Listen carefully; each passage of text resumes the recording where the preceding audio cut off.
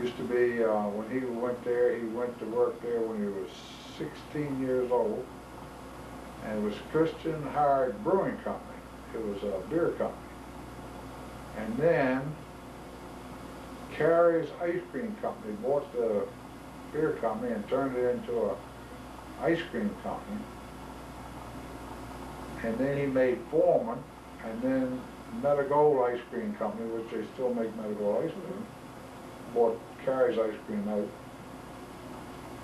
And that's where he worked all his life. When he wasn't in the World War II, World War I. He was in World War I. Did your mother stay home? Mother stayed home, raised the kid, me and my brother. And did you have any aunts or uncles, any favorite aunts and uncles that used to come visit, or what was their name? Liza,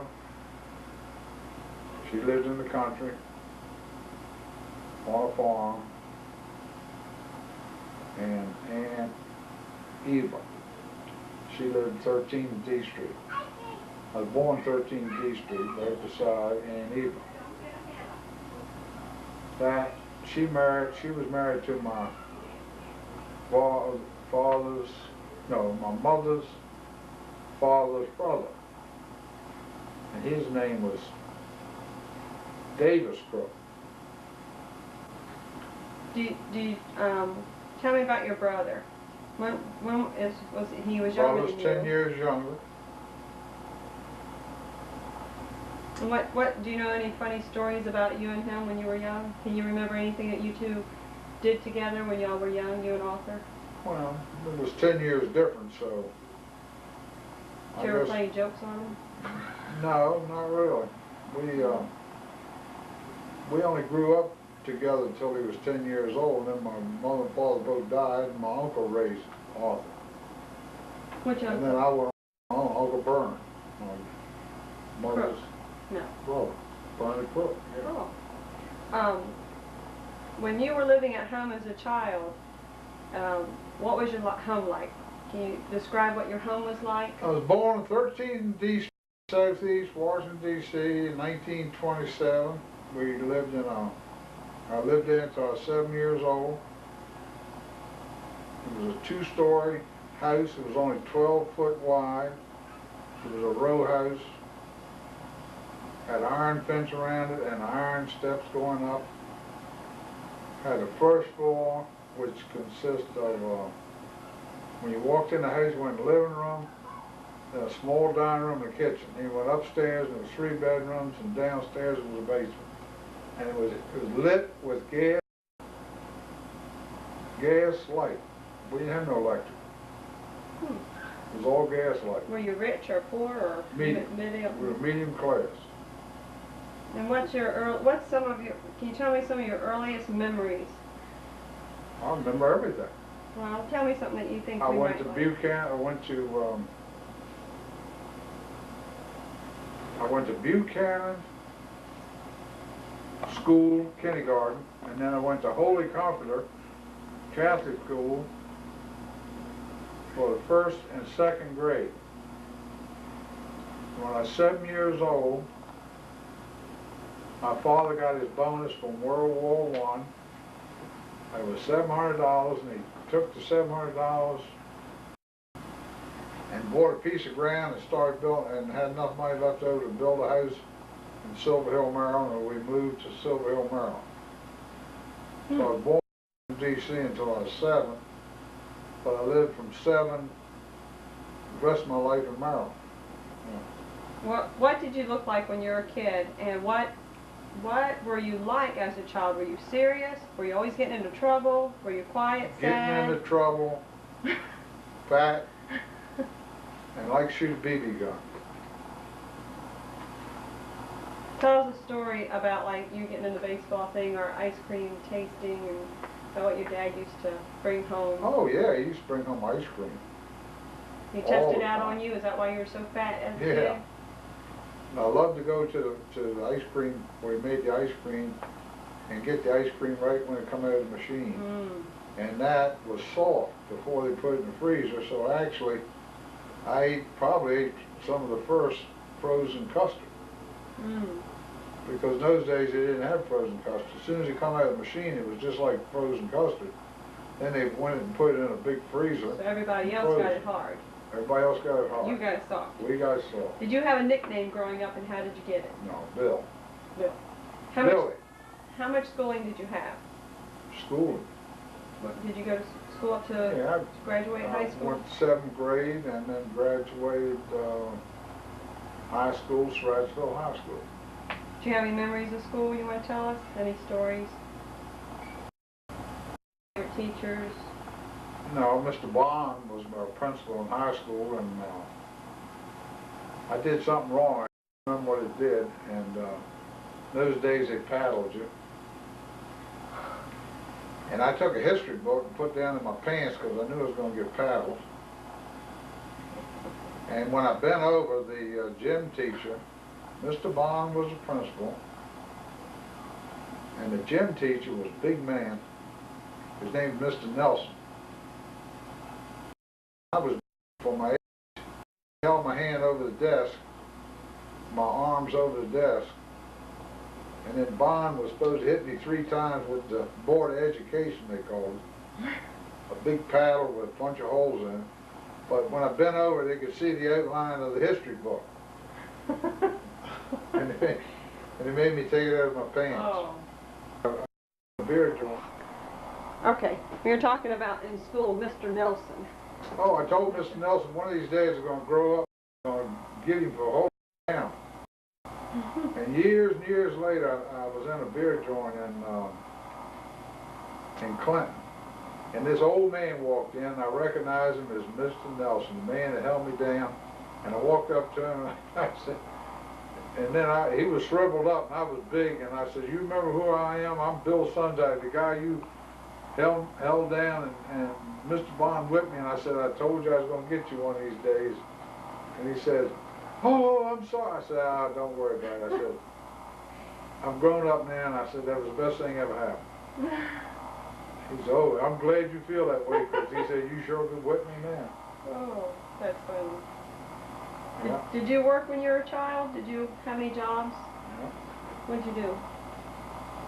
2 years before I graduated, I went to work in a machine shop in Silver Hill, Maryland. And I was in the machine, and I was 15. Went to work as a machine shop. We were making watch parts for the service.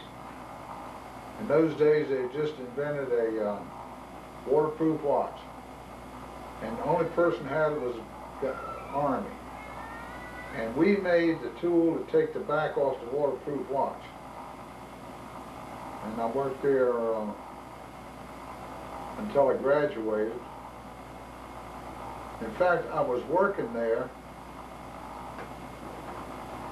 and we had a radio on, and they announced Pearl Harbor. When the Roosevelt came on the air,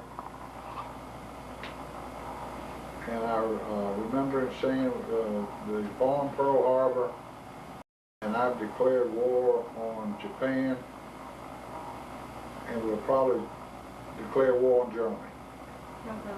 How old were you, 15? I was 15 then, so that was 1940, 41, something like that. How about And that? speaking of presidents, see, I was under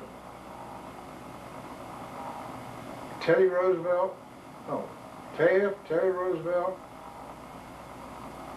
Franklin Delano Roosevelt, Hoover. No, I've been under so many presidents, and then let's see, Franklin Delano Roosevelt, Truman, all of them, all the way up to I guess probably 12 presidents. Working for the government? No, I just been under that many presidents. The United States. Since you've been born. Yeah. That's a lot. Yeah. When you were a kid, did you have a best friend?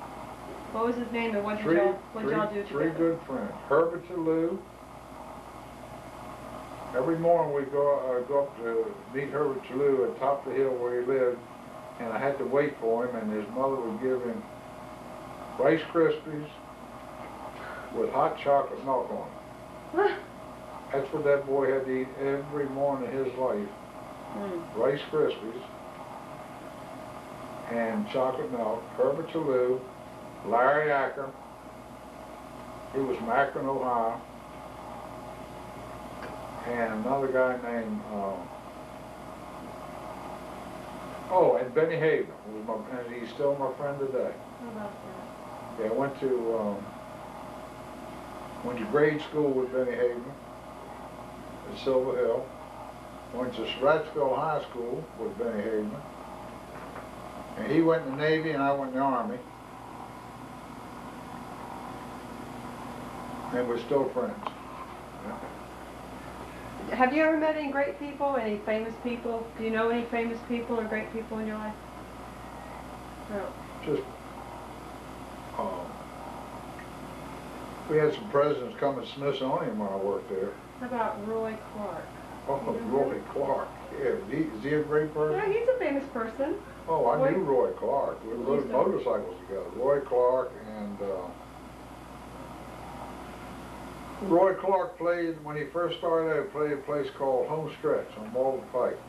Roy Clark, and who's the guy that plays the banjo? Roy Clark. And he's a great banjo player. I knew him.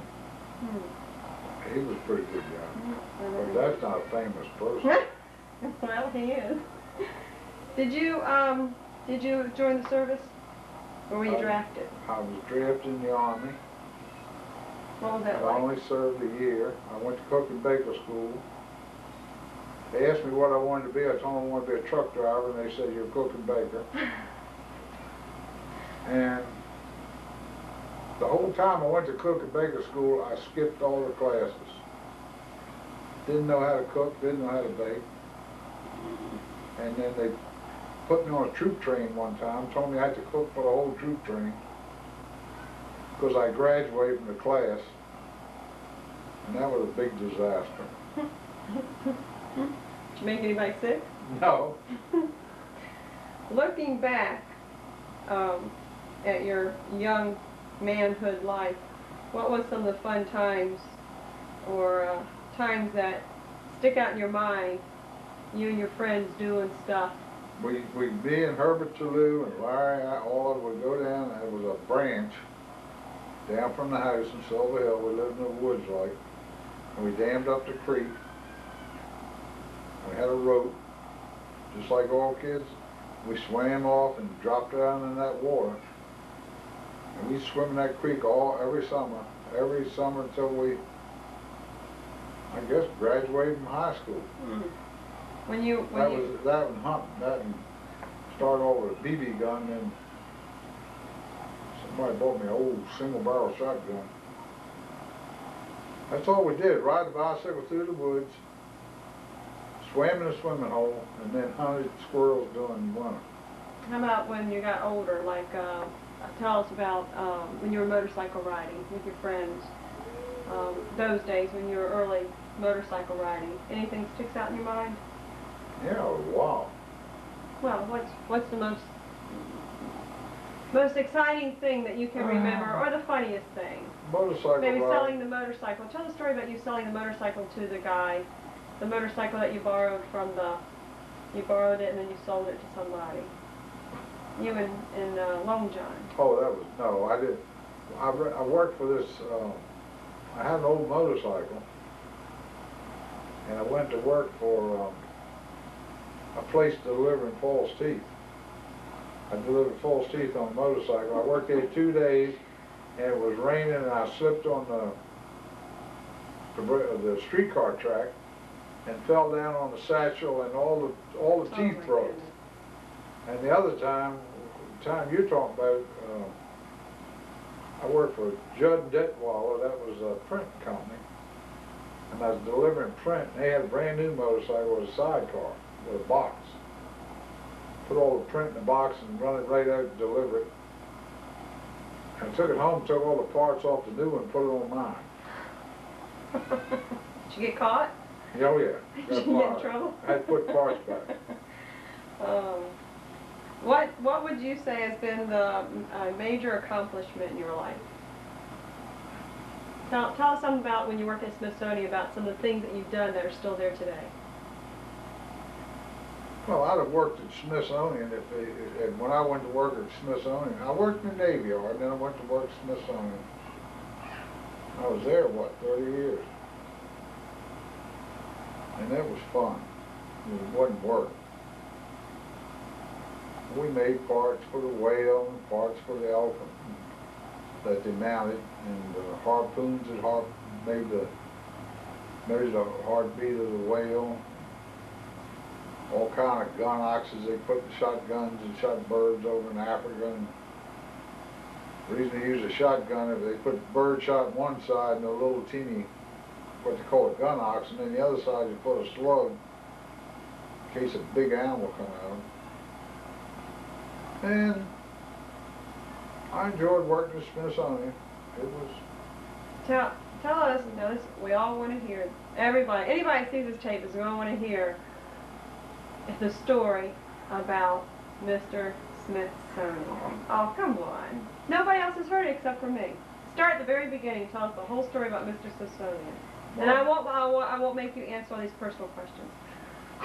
When I burn up Mr. Smithsonian, oh boy.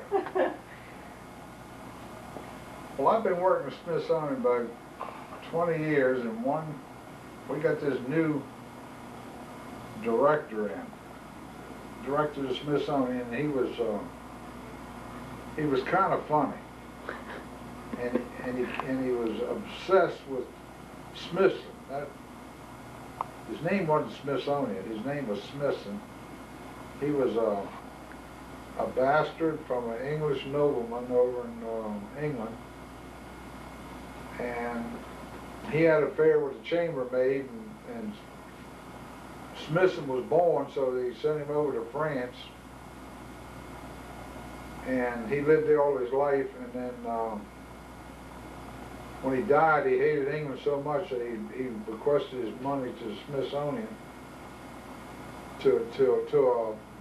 for the United States to build a building for diffusion of knowledge among men, which turned out to be the Smithsonian. Anyhow, make a long story short,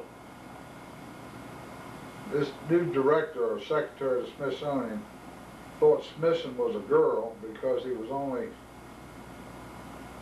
4 foot 8 inches tall and had long blonde hair to come down to his buttocks, and photographs showed him as very feminine. So anyhow, after he died, and they buried him in France, and they built this big place, they call it the castle, the old original Smithsonian building. They dug him up and brought his remains over there and put in a big urn, and this was, well, it was 140 years ago. And they put him in a big urn as you walk into the main entrance of the old Smithsonian building. And it's still there now. Yeah, the bones, yeah, right. Supposedly. So what'd y'all do? Anyhow, the director got this idea. He wanted to get the bones and take them over to the anthropologist and get them to study the bones to see if he was a man or a woman. And we had a guy there called Dr. Angel in physical anthropology that he could look at the bone and tell if it was a man or a woman or anything else about him. Anyhow, it was all done in secret, so just one guard, myself, Bernie Beard, and Charles Mason. And Dr. Angel, he was the physical anthropologist, was supposed to take the top off the urn, get the bones out. He was going to study them, put them back in the urn, and put the top on. All this was done after 9 o'clock at night when nobody else was around, because nobody else was supposed to know about this. So we got everything together, we lifted the top off the urn, and everybody ran up the ladder and looked in. There was nothing in there, no bones. So they got all excited and running around there. Somebody stole Smithson's bones. But they knew they were there somewhere, and I said, well, maybe they're in this big, they had a big stone slab, like a table, that the urn sit on. And the urn was actually big on the outside, but when you took the top off, it wouldn't have held the bones anyhow. It was just kind of hollowed out a little. And I said, well, maybe he's in this box. So they said, well, drill a hole in it. So we drilled a masonry bit and drilled a hole in the stone and hit this little piece of something soft and looked in the hole, and there was a little rosewood coffin in the hole. So they got the masonry guys the next night to take the top off, take the wooden coffin out, which was rosewood, and they pried it open to look at the bones, and instead of bones in there was a lead coffin, all leaded in. So in order to get this open, we had to take it over to the shop, to my machine shop. And there we were in the middle of the night. How'd you get it over there? We took there was no, somebody had an overcoat. We put the lead coffin in the overcoat, and Mason carried one arm and I carried the other arm of the overcoat, and my boss was there then, Bill Wells, all nervous.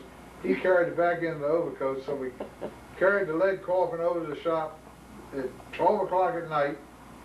And they were so anxious to get in it, they told me to go ahead and take the torch and burn a hole in it. I said, well, just melt the lid out and we'll open the top. I said, the whole thing might melt. And they said, no, go ahead, hurry. So we got the torch out and started burning the lid, and the lid melted, made a hole about that big, and all of a sudden it started smoking. Well, they were hollering, oh, put it out, you're burning Smith's bones. So somebody ran and got a fire extinguisher, but the fire extinguisher was bigger than the hole, and all it did was just go outside. So Charles Mason, this black guy, he ran over to the water fountain, got a big mouthful of water, and ran over and spit it right in the hole. Well, anyhow, we finished taking the top off, and his bones weren't on fire. It was the linen that he wrapped the bones up in. And they determined he was a man. He had polio, that's what made him so short. Put all the bones back in the thing, sealed it up, put it back over in the, and he's still there today. Nobody knows about it. So nobody knows any of this at all? No, it was never documented. It's a true story. Bernie Beer's still living. He's a witness, and so is Mason. That's a piece of history. That's a piece of history. Unknown history. That's right. Now everybody knows about it. It's on tape, right? That's right. Okay, that was good. Now I want to ask, what makes you happy? What makes you happy in your life? Now? Yeah. Well, I don't know. My kids and grandchildren, and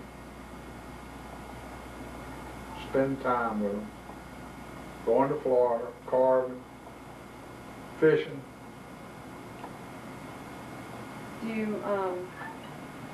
Is there a particular thought or saying that you'd like everyone to remember? Anything that you'd like people to remember the most about you? What do you want people to remember most about you when you're not here? That I provided. I was a good provider.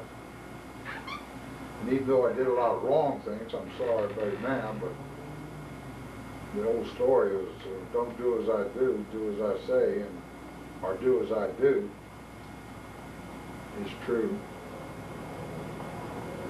What would be the, if you had to do your life all over again, what would be the one thing that you would do differently?